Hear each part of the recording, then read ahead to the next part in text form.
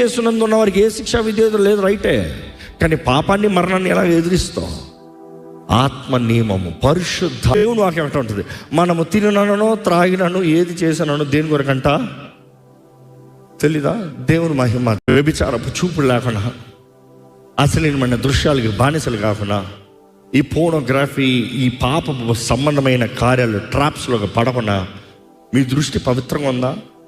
చాలా మంది నేను క్రైస్తవుని అంటున్నావు, పరిశుద్ధుని అంటున్నావు, నేను వ్యభిచారం చేయట్లేదు అంటున్నావు, కానీ నీ ఆత్మ కల్మషం ఉంది, జాగ్రత్త. నీ శరీర కల్మషం మాత్రం కాదు, నీ ఆత్మ కల్మషం కూడా కాపాడుకోవాలి, కడుక్కోండి. Has to B.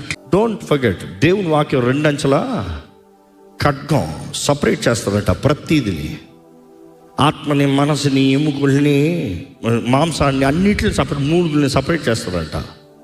It will examine everything, it will test everything. మనుషుడు ఎలాగైపోతున్నాడంటే, నీలో ఒక లోపం కనబడుతుంది అంటే చాలు, డోంట్ జడ్జ్ మీ, రిపెల్సివ్నెస్. అలాంటి వారు రక్షించబడటానికి అవకాశం ఉందా?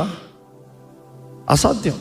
ప్రతి దానికి లెక్కప్ప చెప్పాలి, ప్రతిదీ బహిరంగంగా తెలియజేయబడుతుంది. పెడితే చాలు, ఏ బంధకాన్నన్నా, ఏ సంఖ్యలన్నా తెప్పివేయగలిగిన దేవుడు.